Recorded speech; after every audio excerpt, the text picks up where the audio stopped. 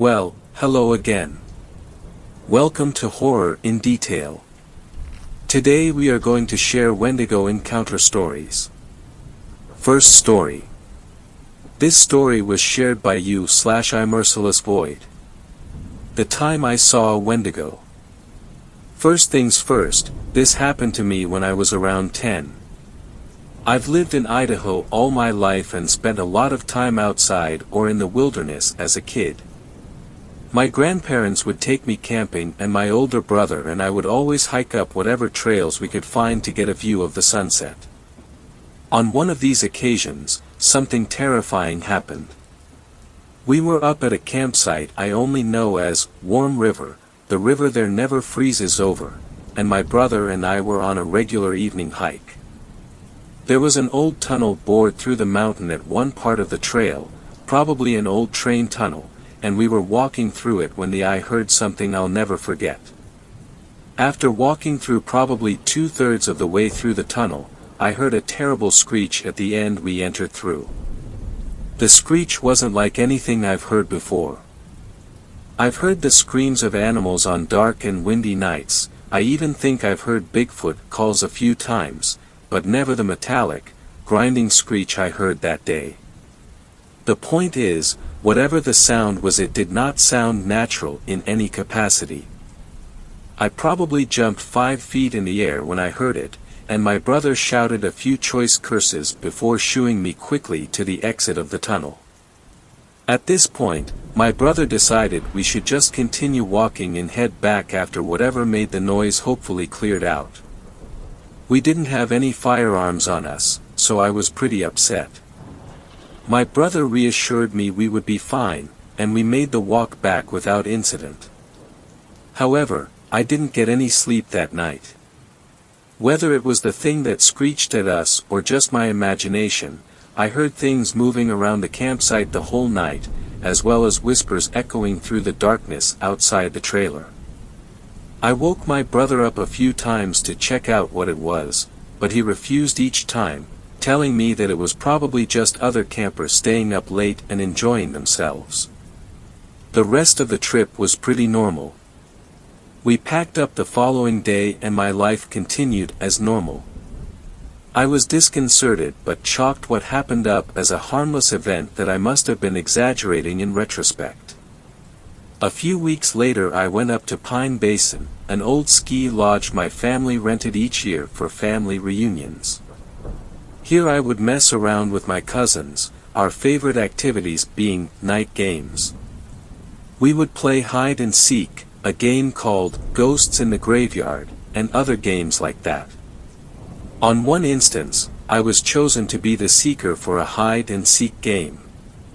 Because I was one of the younger cousin, I got a flashlight as an advantage. Normally, all the younger cousins hid close to the lodge and the older cousins hid in the nearby trees or at the base of the nearby mountain. As I was searching near the bottom of the mountain, I heard a familiar whistle up the mountain a bit. We would always whistle as a hint at our locations. It sounded like someone was hiding way up near a tree known as the underwear tree. You can guess why, so I began trekking up toward the whistle.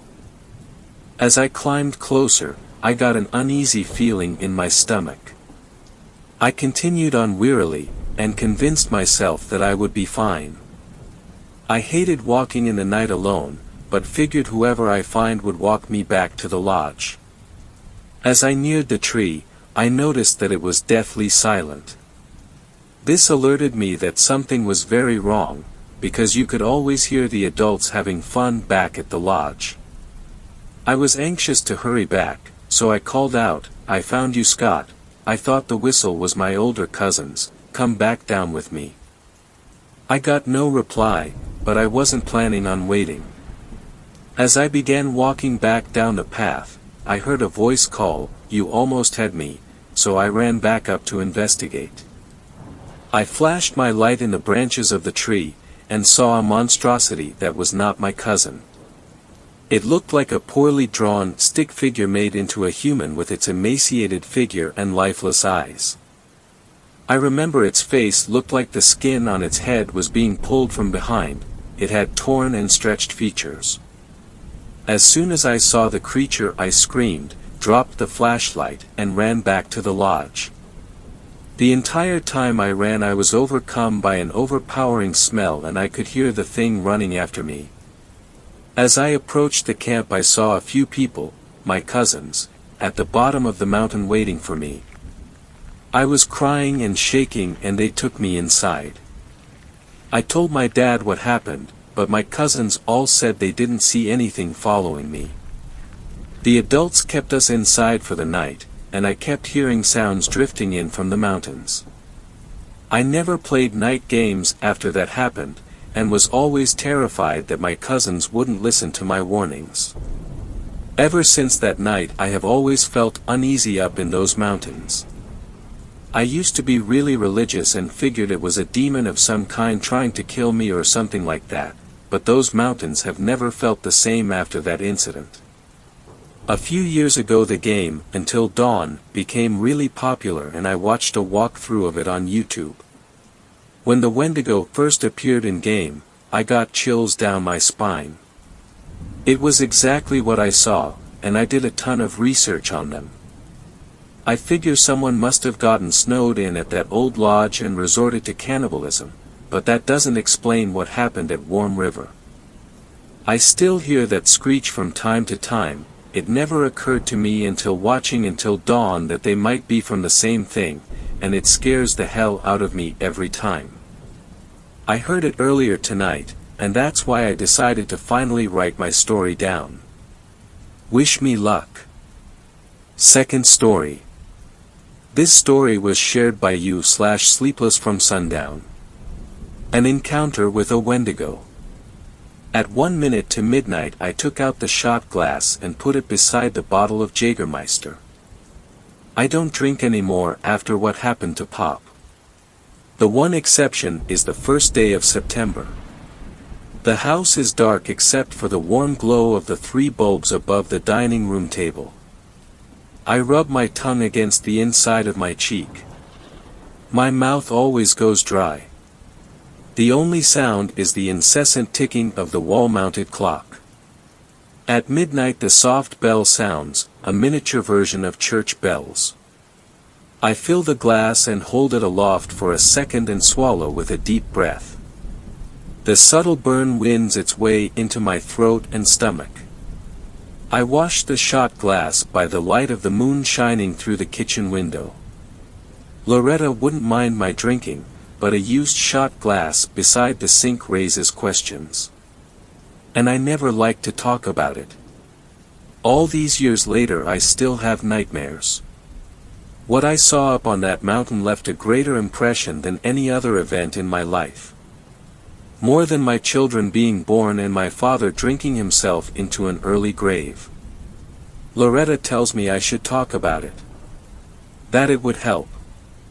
She might be right. She always is.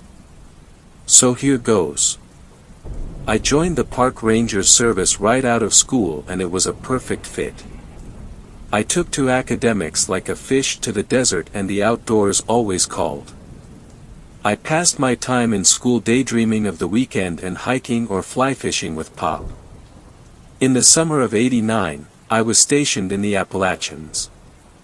Our jurisdiction encompassed trails leading all the way up the mountain. Up there the spruce thin out and clouds hang heavy even in fine weather at the base. I spent the summer clearing fallen branches from the walking trails after a couple of vicious storms over the winter. It was hack work reserved for the junior, but the truth of it was I didn't mind.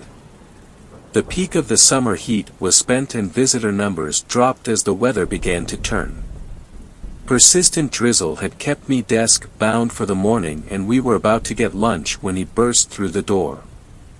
He let out a moan and collapsed to the floor. Stanley leaned down and propped him in a seated position. Water dripped from his shoulder-length hair. His limbs hung limp by his side. I handed Stanley a cup of water. Stanley used his index finger to push down his chin.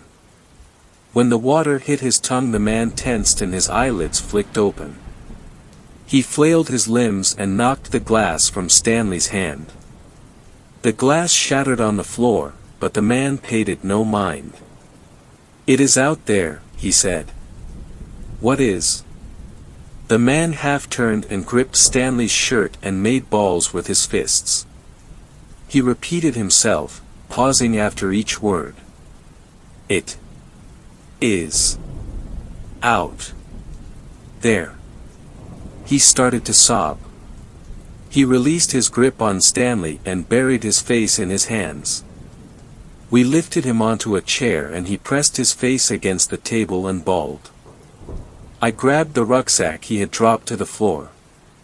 On the bottom right was a name tag behind a plastic sleeve. Lenny Porter from San Diego. There was a number at the bottom. "I'll make the call," Stanley said. When Stanley returned, Lenny was sat up staring blankly at the wall with red eyes. His face was gaunt, like he hadn't eaten in a week. Stanley closed the door. "I spoke to your father."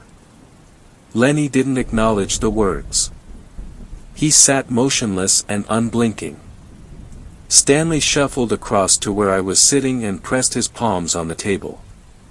Lenny left San Diego 2 weeks ago with a couple of friends. They planned to spend a month hiking the trail north. The father gave me 2 names: Freddie and Sabrina. When he heard their names, Lenny leaned over and picked up his backpack. He rummaged frantically until he pulled out a stack of Polaroids. He flicked through the photographs and then slapped one on the table. Stanley and I leaned over. Flanking a fitter and healthier Lenny were what must have been Freddie, tall and wearing a baseball cap, and Sabrina, shorter and wearing a bright yellow top with an almost fluorescent blue belt pulling the fabric tight around her waist. Lenny fingered the photo and tears welled in his eyes. "What happened to them?" He sobbed and shook his head. He opened his mouth to speak but no words came out. Stanley took a map down from the wall and pushed it in front of Lenny. "We are here. Where did you last see them?" Lenny blinked away tears and concentrated. He squinted at the map and pressed his index finger down and tapped it. Stanley took a pencil from his breast pocket and marked the map with a cross. "I'll notify the police. Get the truck ready to go." During training they told us about search and rescue operations. The Rangers are the first responders. It was part of the job. Twisted ankles and wandering off the trail and getting lost are not uncommon and no reason to get the police involved. But this felt different. I secured the gear in the truck and Stanley appeared, flanked by a police officer in his early 30s. "Harry is hitching a ride. His partner will take care of Lenny." We drove up the trail for about 15 minutes with the truck until it grew too narrow and treacherous. We split up the gear between us and set out on foot. Our destination was high up the mountain and far away from the trails. It was almost as if the trails deliberately avoided the area. We hacked our way through the thick forest. How had they ended up all the way out here? Stanley checked his watch constantly as we climbed. He wanted to get there before dark. I figured we would be lucky if we did. Stanley and Harry talked like old friends, asking about each other's wives and children. The park rangers are in effect an extension of law enforcement. It made sense to be friendly with the police, and living in a small mountain town made it almost inevitable. I liked that. As the sun dipped below the horizon, Stanley checked the map. "Almost there. Get your torches." "All right." Harry reached into his backpack and pulled out a flashlight. I did the same. "Do you know what's up this way?" Stanley said. I shook my head. "Somewhere up here is an old cabin. Hunters used it as a base back when you could still hunt up this way." The cross our friend Lenny put on the map is just about on top of it. Let's see if we can get there before there's no light left. We didn't make it by dark. Twilight gave to night with little warning. Soon we were relying on the light from our torches. Being on a trail in the sunshine lends a sense of security up here, even when you are alone. Now, surrounded by black and with the trail long behind us, an uneasiness grew in my stomach for the first time. Stanley paused and swept his torch. He muttered something under his breath. Harry took a few steps to the right, lowering his head and squinting. "There it is," he said. At the farthest reaches of Harry's torchlight the cabin emerged from the woods. Stanley tapped Harry on the shoulder. "My eyes aren't what they used to be." The cabin should have been a source of comfort, but it only added to my unease. The roof was half caved in and trees encroached on all sides, gnarled branches reaching out like fingers. The structure looked like it belonged more to the forest than to man. The only door hung askew on warped and rusted hinges. 2 windows had long ago lost their glass. Stanley shouldered open the door with a grunt. Leaves and branches covered the floor, blown in through the open windows and roof. We dumped the gear inside. Stanley took out a lantern and tied it to a horizontal branch a few paces from the front door. He flicked it on and the light shone bright. If there was anyone lost nearby they could not fail to see it. We split up and entered the forest, guided by our torches. Stanley instructed us to go no further than the reach of the lantern. It was our lighthouse on the horizon. The wind blew in fresh from the north. I buttoned up my jacket against the cold. The beam from the torch was strong, but aside from the narrow cone of light, the forest was a deep and full dark. Stanley and Harry called out the names of the 2 missing, Freddie and Sabrina. I did the same. Every few steps I stopped and listened. The forest was alive with the scurrying of animals and insects going about their business. And the constant rustling of the wind through the leaves. It was hopeless. This was needle in the haystack stuff. Freddie or Sabrina could be unconscious on the ground a few feet to my left and I would never see them. We should camp and wait for first light. Harry's voice cut through the night, louder and with urgency. I skipped towards the sound as fast as I dared. The 2 torchlights of Harry and Stanley played close together, the beams of light trained on the forest floor. "You might not want to see this," Stanley said as I came up behind them. It was too late. By the light of the torches I saw him. Flat on his back, arms and legs bent at unnatural angles. I almost gagged when I saw his face. The left side caved in, a red, bloody mess fragmented with the white of the skull. The right side was intact, one green eye staring up, wide and unblinking. The remainder of the face had an almost serene expression. It was not the look of fear that you would expect from someone about to have half their face crushed. No skin remained below the neck, the contents of his torso picked so clean I could see his full spine. "What did that?" I stammered. I didn't get an answer. Stanley fished the Polaroid from his pocket and studied it under the torchlight. He handed it to Harry. "It's him. It's Freddie." Harry jumped and swung his torch out into the woods. "I swear I heard someone talking out there," Harry said. "We've been calling out their names too." "No, it wasn't that. It sounded like whispering. It's the wind through the trees." Harry didn't look convinced. He called out the name of Sabrina and listened. Only the sounds of the forest. Stanley shushed him. "There's nothing we can do for the boy now. Let's get back to the cabin and radioed down the news. Stanley took a few quick steps towards the cabin and motioned for us to follow.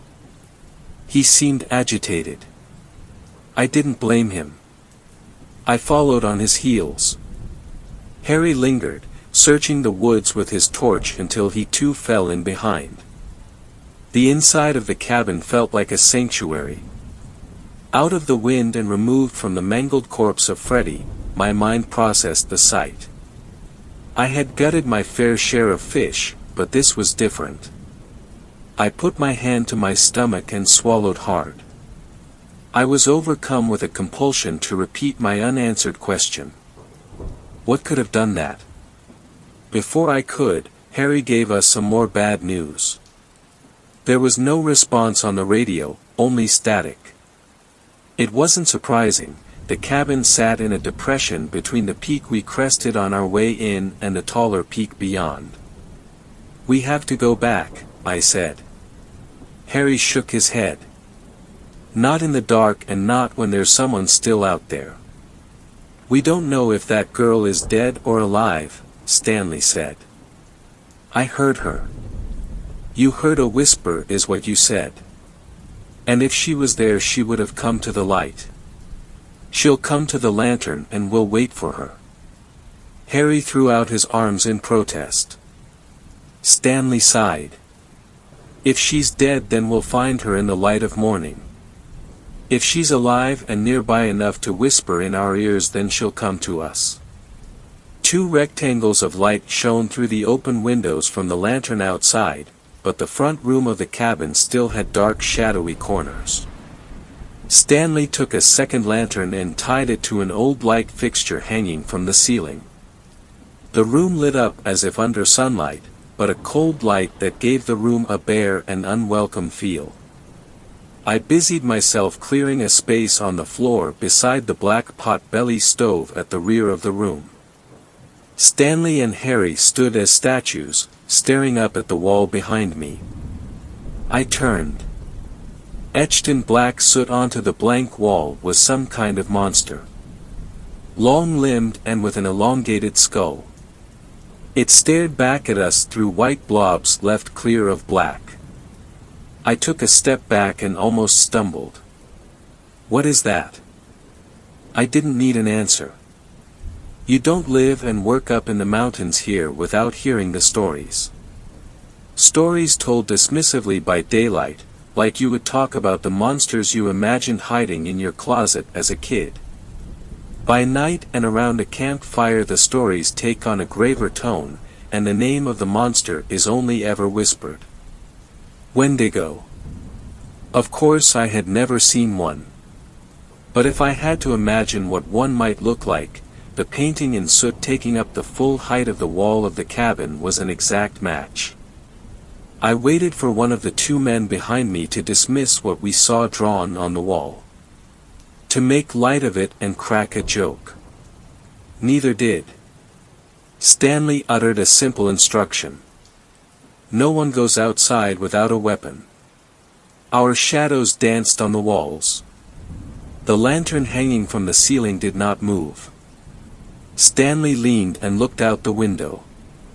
The lantern hanging from the tree branch swung back and forth like the pendulum of a grandfather clock. There was wind tonight, but not enough to do that. Stanley bent down and fished a rifle from the bag. My heart beat like a drum in my ears. And then something else. Whispers. What sounded like the whispers of a girl, entreating us, inviting us out into the darkness of the forest. Stanley inched open the door with the muzzle of his rifle. He stepped through the gap and watched the lantern on the tree come to a rest. He stood beside the lantern and searched the corners of the forest illuminated by the light. Nothing moved. Harry unclipped the leather strap on his belt and drew a pistol and went to the doorway. I felt naked and exposed with my hands empty. I took a step backwards, the Wendigo drawn in soot looming large behind and burning a hole in the back of my head. A shadow flashed through the trees and Stanley swung the muzzle of the rifle and shot, the crack piercing the night. He raised the rifle to his shoulder and flicked it from side to side, searching for movement. The lantern bobbed up and down. With a rush, a long-limbed creature dropped onto Stanley from above. He screamed and wrenched the rifle around but had it knocked from his grip. Harry fired 2 shots and the creature let out a wail. It bounded towards the door and Harry slammed it shut. He pointed the pistol to the closed door and emptied the chamber. Harry took a step back and shot me a glance. Through the whole ordeal I had not moved. I had barely breathed. Was it dead? Was Stanley okay? The window, I screamed. The long thin fingers of the creature wrapped themselves around the inside of the window frame. Then the head appeared, uncannily human-like but distorted and disfigured. The chin elongated and the teeth like razors and drenched in blood. Its eyes white and piercing. Just like the etching on the wall.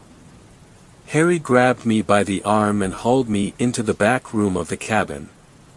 He slammed shut the flimsy door. The back room was windowless and the only light was a thin strip at the base from the lantern in the front room. We crouched together, our shoulders pressed against the door. We listened. The light patter of footsteps. 2 thin strips of black interrupted the strip of light at the base of the door. Something stood on the other side. "Come out, it is okay." It sounded like Stanley. Had he killed it? "Come out." Harry straightened and I grabbed his shoulder. "Don't open the door," I whispered. "They say a Wendigo can imitate those it kills."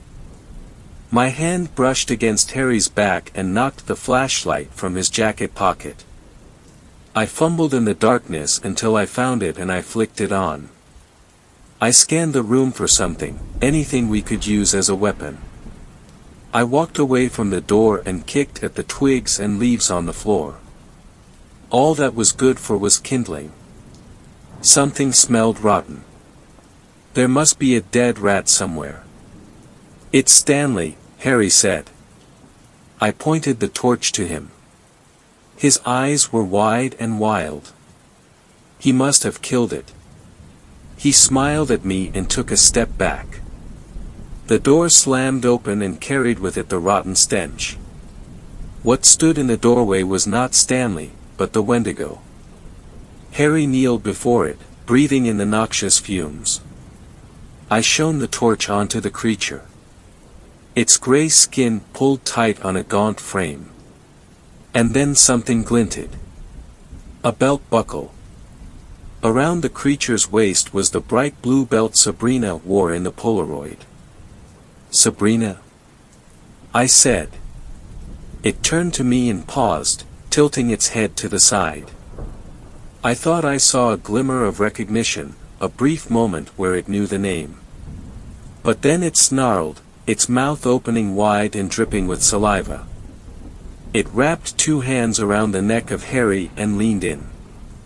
I acted instinctively, without thinking. I jumped at the creature, swinging the only weapon I had, the torch. I brought it down on its head with all the strength and adrenaline I had. It bucked and sent me flying into the front room beyond. I threw out my hands against the fall and grabbed the lantern Stanley had hung from the ceiling. It could not bear my weight and the cord pulled out from the ceiling and I fell with a thud. I jumped up at a burst of warmth from my stomach. The lantern had smashed on impact and a white-hot filament broke free of its casing. I groaned in pain and the creature lumbered forwards.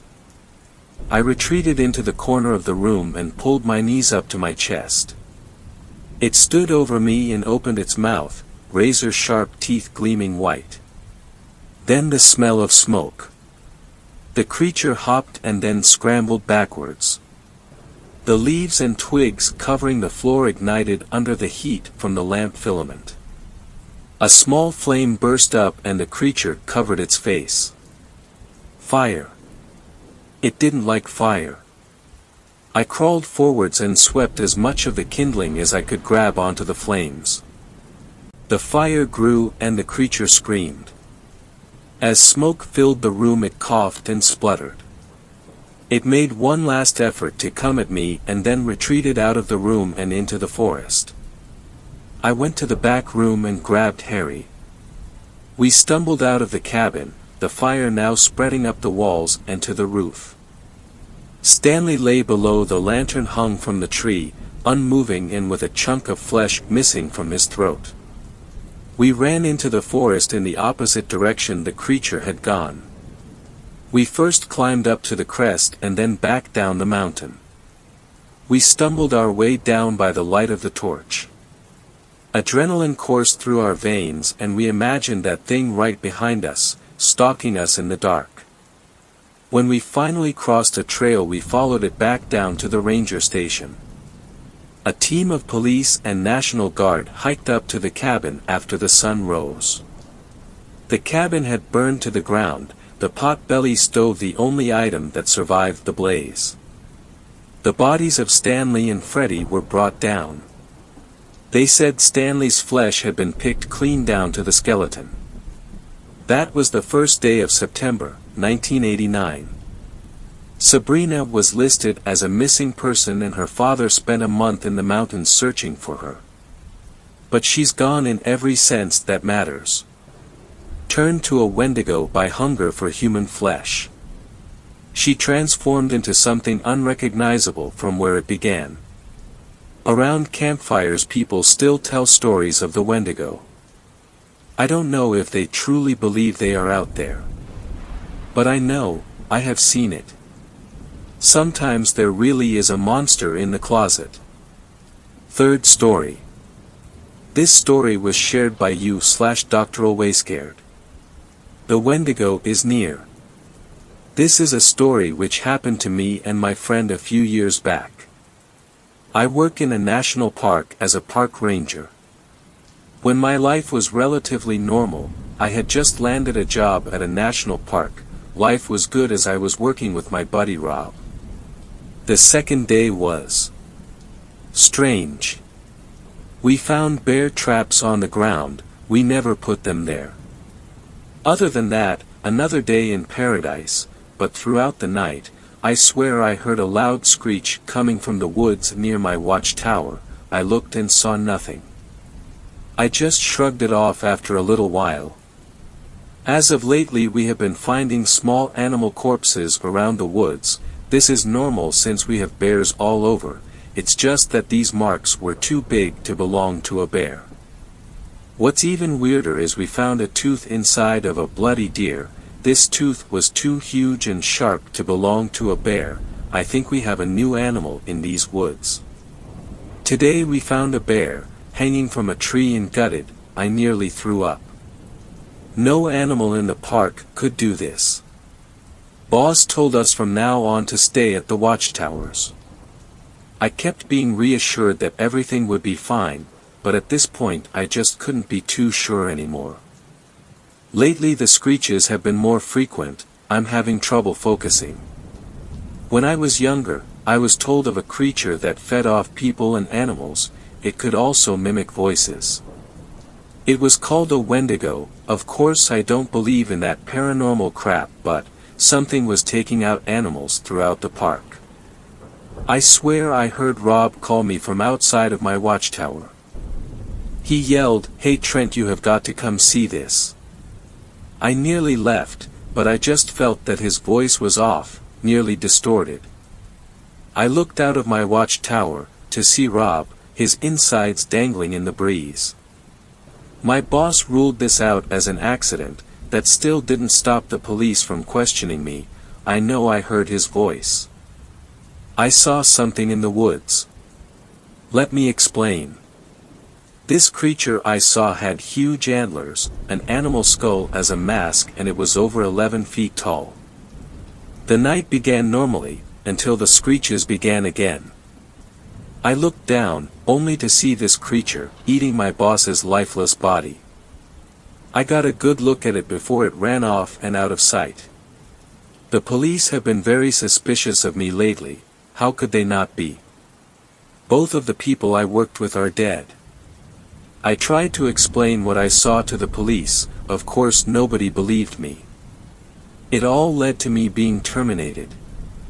I've decided I'm not going to let this creature ruin my life. I have done research on this Wendigo. I plan to break into the park tonight. I will end this, I must. I'm in the park, I hear the screeches and I am following them. I hear the voices of my boss and Rob. They are telling me that they are okay and I should come meet them by my watchtower. I know from my research that the Wendigo creature is really good at tricking people. I just kept wandering around the park. I was wondering, until I heard my mother's voice. She died when I was 6. My instincts told me no, but I had missed her so much. Don't worry Mom, I'm coming. Fourth story. This story was shared by you/traditional Tao. We survived a Wendigo attack. I'm happy to see others also had these experiences. It's a bit like group therapy, in a very twisted way I guess. This isn't an AA meeting or anything. Years ago, when I was fresh out of high school, me and my friends went for a camping trip, since it'd be the last time we saw each other before college sent us on our separate ways. We had planned to go deep into the national forest in the mountains, and just enjoy ourselves for a few weeks. My friends who came along were Preston, a Native American who had several years of survivalist strategies under his belt. Jamie, a hunting and gun enthusiast like me, with a propensity for adventure. Mark, Preston's friend, not so much mine. He smoked a lot of drugs and seemed to be okay, but I was always on edge around him. With us we packed 2 tents, dried fruit, rice, jerky, camping supplies, and beer, along with a Mini 14 rifle, a Saiga 12 shotgun, 2 pistols, my Taurus Judge revolver, and Jamie's .357 revolver. We packed all of this into my battered BMW station wagon, with me being the driver. Stopping at a car park, we loaded up our gear on our backs and began going deep into the forest. The first day was uneventful. Preston found a good clearing for us to settle at. We set down our gear and set up the tents while Preston got to work with a cook fire. I was always good at setting up tents, so this wasn't a problem for me. Within 20 minutes, we had set up the basics of camp. I cracked open a beer and sat next to Preston, who had created a roaring fire. I smiled at him. I'm gonna miss you, man. I patted his back. Me too. Let's enjoy this, he responded. Jamie and Mark were carrying on, exploring the surrounding area. At the time, I could have sworn I saw a pair of green eyes and antlers looking at me. I would come to regret not asking Preston in the coming days. I tried to forget as we sat down to dinner that night. Campfire curry, a mix of curry spices, frozen chicken we brought and prepared, and a few vegetables, along with a small pot of rice. As it was the first night, we ate all of our perishables. It was tasty for sure. Then, like we were kids once again, we roasted marshmallows and made s'mores. It was truly a very fun time, for sure. If only it would have lasted. That night was uneventful as well. I slept like a baby, and Preston, whom I shared a tent with, didn't seem to be bothered at all. The next morning, we packed up camp, and decided to head south, towards a large river with the intent of spending a few nights riverside. As we were in the remote wilderness, I handed Preston my Mini 14, and I myself carried the Saiga 12. Slugs and buckshot alternated in its 10-round magazine. Jamie kept his .357, and I had my sidearm as well. We walked for what seemed like hours. The mistiness, overcast weather and lack of clear landmarks required we rely on GPS and compasses. As we headed south, I saw the look on Preston's face. He looked worried. "Preston, what's up, man?" I asked him. He had me get close and he whispered, "I dunno, man, I got a feeling that a bad omen is about to pass. Keep everyone in sight. I'll listen for anything." As he said that, we heard what sounded like a distant whooping noise. All of us looked around. In the distance behind us, I could have sworn I saw something shambling. It was too far to shoot with my shotgun, so I pointed at it and told Preston to shoot. "Shoot that thing." 3 shots from the Mini 14, and the smell of freshly fired ammunition filled my nostrils. Whatever it was got down on all fours and bounded away. "What was that?" Mark asked, shocked. Preston swore up and down in his native language, before he finally said, "That, my friends, is something truly evil. We need to hurry to the river." We ran for about 30 minutes, our pace slowed by the amount of heavy gear we carried. Preston looked from side to side, but found nothing as he did so. Soon, we reached the rushing river, and with that the fog seemed to dissipate.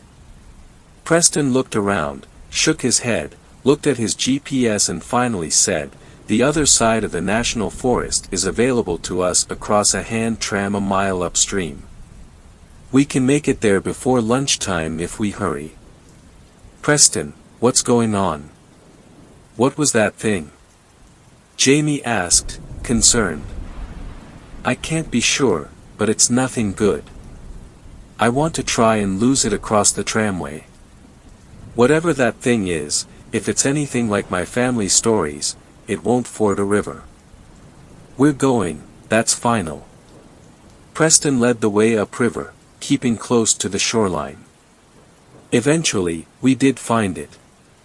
A large steel and wood car suspended over a wide expanse of river. I got in first, and wasted no time getting across. I watched the trail on the other side while Jamie went across next with some of the extra gear, and then finally Preston and Mark squeezed into the tram and got across. As I turned to leave, I saw Preston take out his bowie and he began hacking at the rope suspending the tram. "What the fuck are you doing, man? That's state property, that's a felony," I said, bewildered. "We can't have that thing follow us."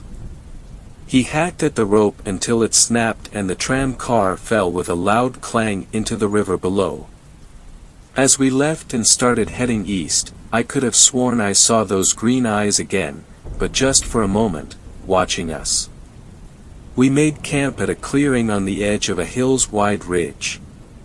It gave us great views and visibility, but more importantly, as Preston stated, we can see anyone or anything coming. As he sat and made the fire he said, "We're doing watch rotations. That thing, I am genuinely afraid of it. I bet it's just a bear, Preston. Too many family stories." Mark guffawed. As I said previously, he was Preston's, not my, friend. I took the second watch, after Preston cooked a meal of rice pudding. I had no trouble staying up. Then Jamie. I sat up and talked with him for a while. He worried a little, and he expressed that he wanted to go home. "I know what you mean, dude. This is too creepy." Mark took the last watch, my shotgun propped up next to the tent in case he needed it, or so Jamie told me. When we got up the next morning, Mark had disappeared. Immediately, we questioned Jamie, whose story checked out. He saw Mark up and watching. We waited, Preston reigniting the few vapors. He also pulled out a small can of pine tar and began making torches. "What are they for, Preston?" Jamie asked. I'm sure of it, we've got a Wendigo. Preston replied. A Wendigo? The fuck is that? I replied. A cannibalistic demon with green eyes, a deer skull for a head, and a thirst for human blood. They're also like skinwalkers, you know, like in True Blood. At the time, the TV show was popular. He explained. I became very scared, so that grabbed Mark and ate him. We'll wait for Mark for a few hours. Keep the guns locked and loaded. Do not let him approach within 200 feet of the campsite. I'm going out for a bit. You're crazy, Preston. I protested. He whispered in my ear, when I come back, ask me my favorite sailor. It's Saturn, for the record. He then approached Jamie and told him something that I knew I wasn't supposed to hear. Then he grabbed 2 torches, his knife, and he turned back to us. Wendigo do not like fire. Keep the fire going, there's plenty of sticks and wood right there for a few hours. I'll be back. Do not forget what I told each of you. If I can't answer it when I come back, shoot me. As he disappeared into the forest, I sat with Jamie, back to back. He had my Saiga, I had my Mini 14. For hours, we heard various sounds in the forest, including those whooping noises, the sound of what sounded like Mark, and what I thought was the sound of a distantly beating drum. By afternoon, we heard rustling in the forest, and none other than Preston returned, dirt smeared on his face, and a makeshift drum under his arm, with 1 torch left. He stopped short of the campsite when I raised my gun at him. What's this about, guys? It's me, Preston, he said. What is your favorite Final Fantasy protagonist? Jamie asked. Squall, of course. Jamie lowered his gun. What is your favorite sailor? I asked slowly and deliberately. Saturn, of course. I suppose this means Mark is still missing, yes, he responded. I lowered my gun and said, come on up, dude. And yeah, we heard whooping noises but no sign. Preston averted his gaze, it's hunting us. I confirmed the tracks, and my little serenade in tribal chants caused it to at one point come and look at me. How did you get away? I asked. I chased it with fire. They're afraid of it, remember, he responded. Do guns harm them? I asked slowly.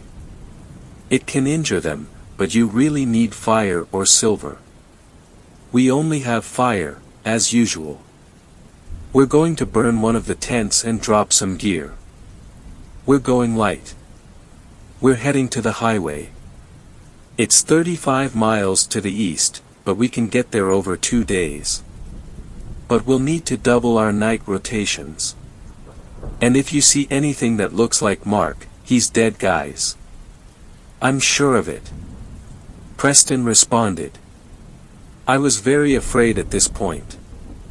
The sinking feeling that my idea could have gotten everyone killed. I took charge. We will do 15 miles today, and 20 tomorrow. We will hitch a ride back to the car. We'll burn our trash as we move.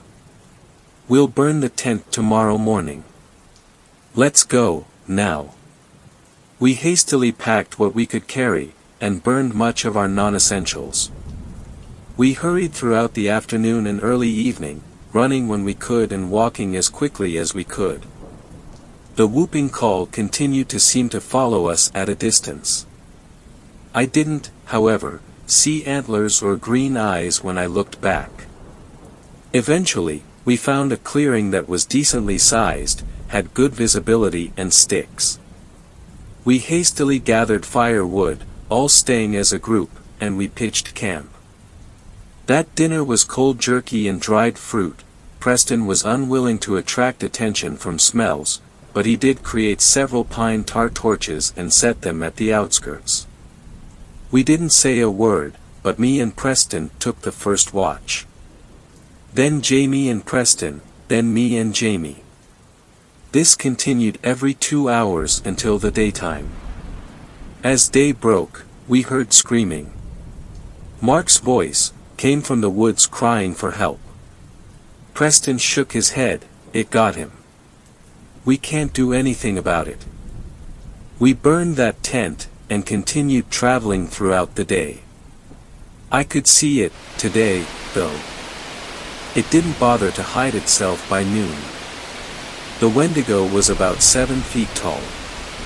Its limbs were blackened, 2 glowing green eyes set into a deer skull with antlers. Soft whooping noises.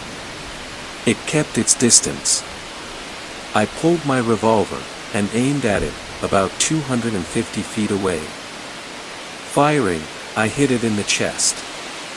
It barely flinched. The thing turned and stared at me. Preston began to shout at it aggressively in his native language. It stopped, tilted its head, and then responded to him. I asked him, "What the hell did he say to you?" I asked him what he did with Mark. He responded, "Who's that?" Preston then grabbed my Mini 14 and fired repeatedly at him. This abomination seemed to get annoyed. I followed up with a well-placed slug to the chest from my Saiga. It howled in pain and dashed away into the woods. "We better run, I think," I remarked to the group. We ran for a good 20 minutes, when suddenly, in a clearing ahead of us, was a human silhouette. Naked, filthy. "Guys, it's me. You gotta take me back. I escaped that thing and have been running from it for the last day." It was Mark. I pointed my Saiga at Mark. "What happened to your clothes, Mark?" "Yeah, and if you're Mark, tell us the name of the school we went to," Preston said. He pointed the rifle at his head. "Come on guys, don't play around, it's me. I'm cold, I'm hungry, and I want to go home," he protested.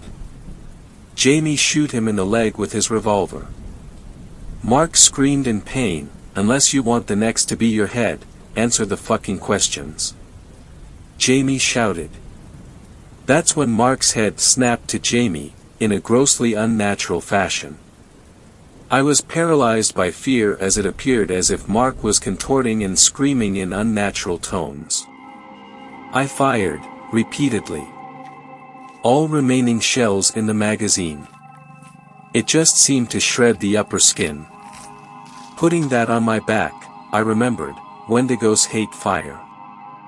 I grabbed my lighter and a can of bug spray, and I dashed at the thing that was once Mark, spraying it with the fire from my makeshift flamethrower.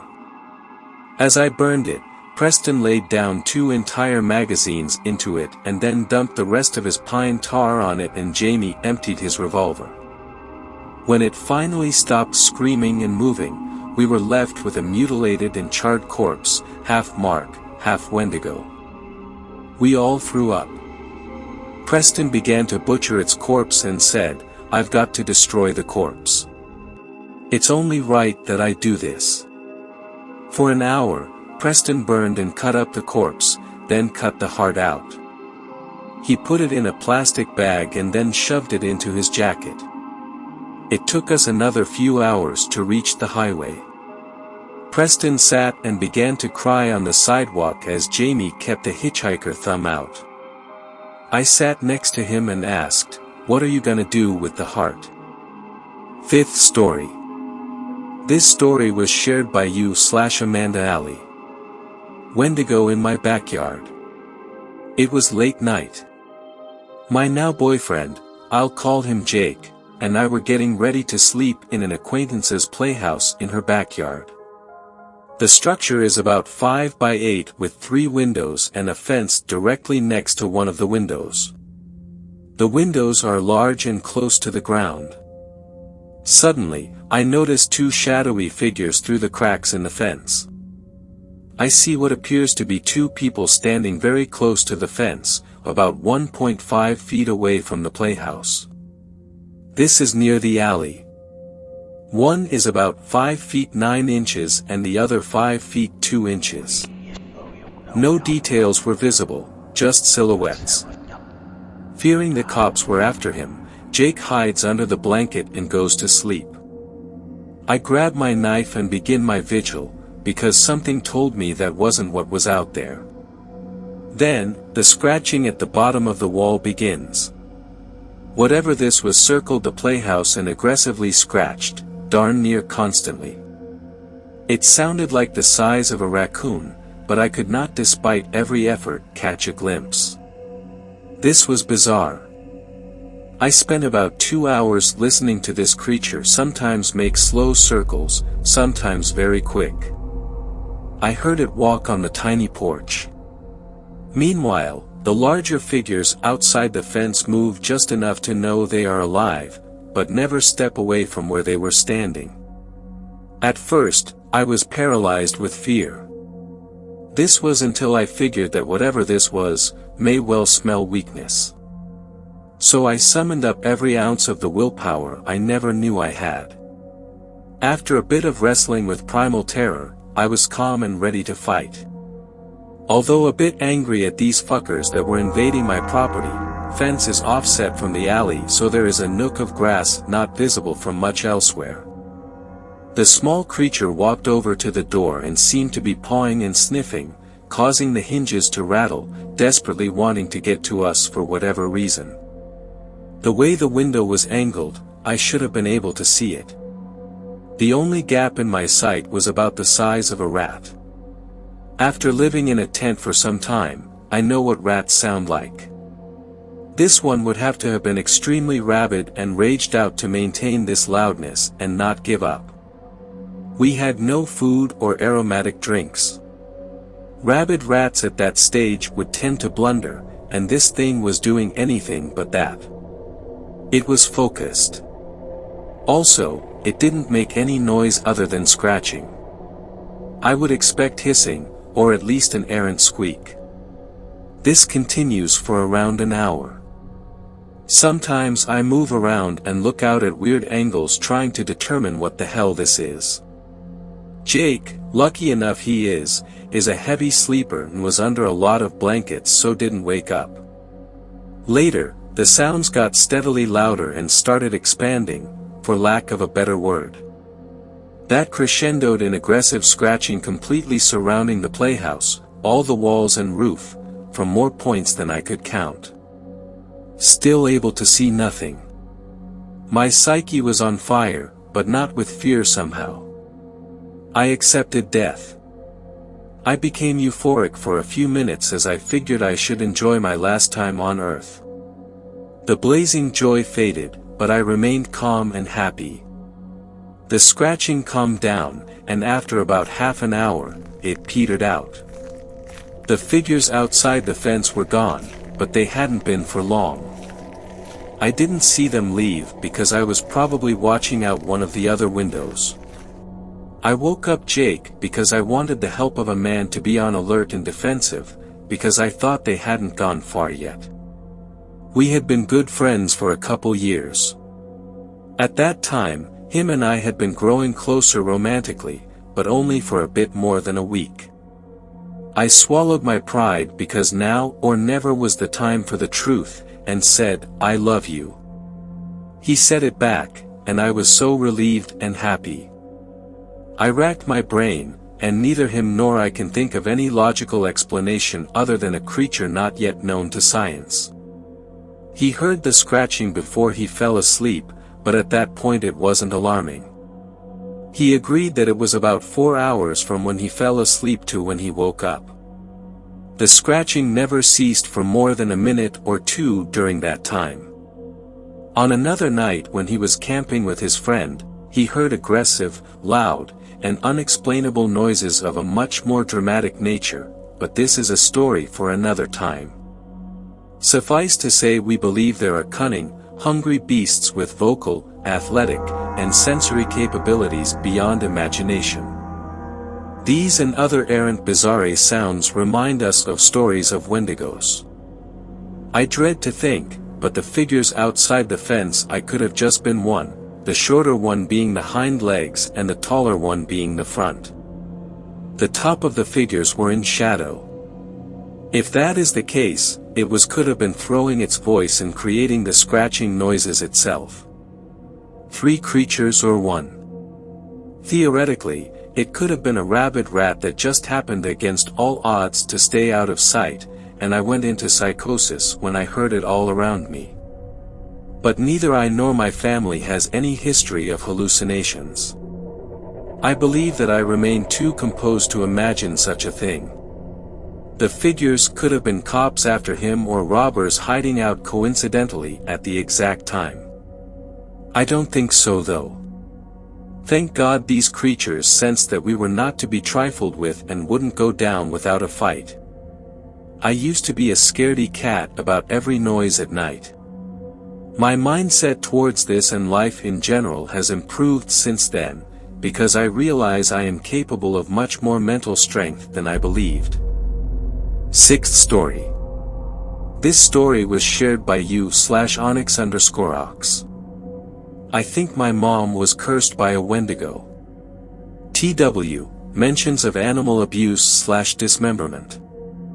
Every family member of mine, including myself, has had an encounter with the paranormal or supernatural at one point in their lives.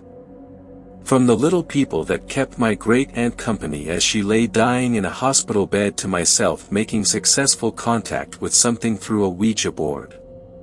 But this I don't have an explanation for.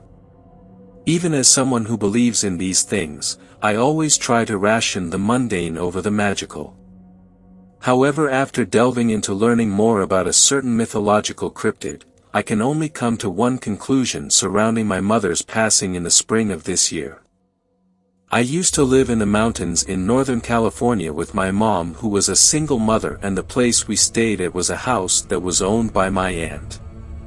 It was a historical house with well over 200 years of history on the property, and being rebuilt and altered through the decades. This house was situated in the thick of the wooded mountain, and forest stretched for miles beyond.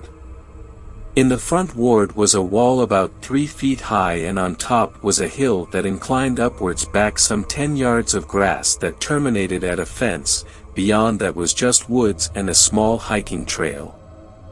When we moved into this house, I was just starting 1st grade, and what I'm about to tell of has been happening regularly until we moved out when I was in middle school. My mom was also deeply spiritual and also believed in the supernatural, though I don't think they knew what she had possibly encountered. When I was sent off to school, my mom stayed back at the house to do paperwork for an ongoing custody battle. When she was alone or when I was out of sight was when it started happening. She would hear my voice shouting for her from the front yard, yet she knew that I was not home at that time, nor would I have been. The first few times it happened she wrote it off as her hearing things, since she is hard of hearing in one ear. The longer we lived there, the more seemingly uncomfortable things we would feel or experience. I had never liked that house. I always felt like I was being watched in one way or another. Especially outside, coming from just beyond the property fence. A few times she was with some family friends out on the back porch that overlooked some sparse patches of forest and the valley. She would invite them over when I is at school still, so that she can focus of relaxing. That's when she heard my voice again, calling to her from the wooded patch. This time her friends also heard it. Confused, they asked my mom, shouldn't I have been at school at that time, and why was I playing outside in the woods? I wasn't, she told them that. At the same time, around the times that my mom supposedly heard my voice, a foul smell would linger around the property. When I would come home, or find my mom if I was off inside the house, my mom would keep asking me if I was really at school today and I didn't just skip school. I always answered honestly that I was at school. The most vivid memory that my mom had of an encounter with an unwelcomed friend on/around our property was one night in 2014, when I was in 4th grade, a magnitude 6 earthquake hit an adjacent county. Our property was very close to that county and she was literally shaken awake. Note, the bedroom we were sleeping in had the bed right next to a glass sliding door that faced to the backyard. She tried to wake me up but I was a heavy sleeper. Then, she smelled that foul scent again. 2 yellow eyes in our backyard caught her eyes. As she stared at this intruder in our backyard, the aftershock hit. Thankfully we were far enough away from the epicenter that the only damage done to the property was a crack in the tiles of the backyard deck and also along the floor surrounding a pool we had. Another incident was that we used to keep chickens for eggs for a few months. We had the family handyman build an automatic closing coop so that the door would close just before sunset. To keep the chickens safe from mountain lions and other things that would eat chickens. Along with a metal fenced, not the chicken wire kind but the heavy-duty ones that are used in construction sites, coop on all sides including the top to keep out the mountain lions since a few were recently spotted north the nearby regional park. This was something that came from my own memory. At first it was just one chicken that ended up drowned at the bottom of our pool. After that we put a padlock on the gate to the coop. Then one late morning I was out hunting for frogs in the pool filter when I saw my aunt, mom, and family handyman, the same one that built the coop, look at the coop shocked and worried. The metal fencing of the coop of one safe had been completely ripped open and inside the coop was a bloodbath. I came to take a closer look at the scene when I heard the handyman say, "I'm not sure this was a mountain lion. None of the chicken are eaten or missing. Their heads are all severed, and a mountain lion would have eaten these. They don't hunt and kill for fun." We also had no neighbors or people for at least a few miles that could have played this prank on us. And the thing I remember most was not the dismembered chickens but the smell of rotting flesh even though the chicken looked like they were just killed the night before. Looking back it felt like we were being taunted by this thing. Or at least my mom was for some reason. When we still lived at that house and even after we moved, misfortune followed us wherever we went. My mom got into a 5-year-long abusive relationship and developed breast cancer when I was in high school. She was a very healthy woman with no family history of breast cancer and it would go away and come back just when she thought she was finally done with the chemo and treatment and all that. I had at some point in my teens gotten into cryptids and specifically Native American folklore. If what I assume about her experiences are correct, I have heard that even if you evade death by the Wendigo, it will find another way to kill you. Doctors she would visit would express confusion as she was low risk in getting breast cancer let alone having it keep coming back since they caught it early the first time. Though we had long left that house, it felt like the memories, the fear, it was always following her. In her last months alive when I was with her, she said she kept having dreams of that old house. Of my voice from beyond the woods, beckoning for her to come. Dreams about a thing that looked like a man but wasn't exactly, bearing the same yellow glowing eyes she saw outside the night of the earthquake. She felt as if these reoccurring dreams were trying to tell her something. She had hoped it was something good and not malevolent. In fact it did have my voice after all. Last year in the fires, the house burnt down. And this year in the spring, my mom passed away. Looking back it feels like the pieces fit together for this. Everything from her diagnosis to how her cancer had behaved felt so off. It could be that she was cursed by this thing. Or maybe there was no supernatural explanation. But it still lingers in the back of my mind. 7th story. This story was shared by you/Spazzies_here. I survived a Wendigo. This isn't the first story. The first one will be posted after this. My apologies. I've been hidden for a while now. You know that feeling of your home being the safest place on earth, as if it was an impenetrable fortress? It's a foreign feeling. Well, as it turns out, it only resides when you feel as if there is a trust between you and nature. And when you have broken that wall with an entity, you've lost the feeling. The happiest feeling of them all, safety. My home was a sanctuary at one point. You could confide in it for days, if you wished. The feeling of comfort would draw people in like a compass towards the north. But it's gone now. It's foreign, as I said.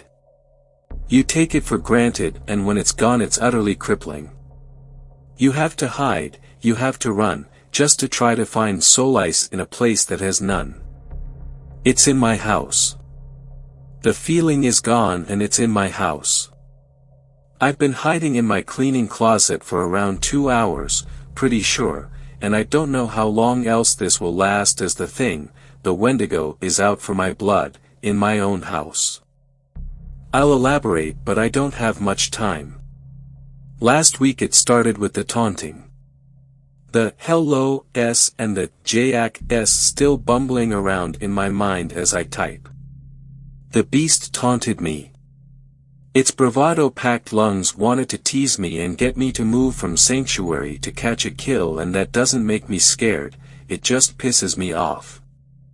It started with the taunting while I was camping, and when I got fed up, I yelled back at it, and many reverb voices came and yelled right back at me, including my dead elderly neighbor, its early prey. Then it followed me. I screamed at it, I shot at it, and I ran home, as it was the safest place for me. And I wasted all the ammo on the damn kill. I sat there, for whatever feels like forever ago now, in front of my door, blocking it. But the creature is smart, found a way onto my leveraged patio, and glazed in my window. Then came the tapping. The slow consistent tink-tink-tink on the glass.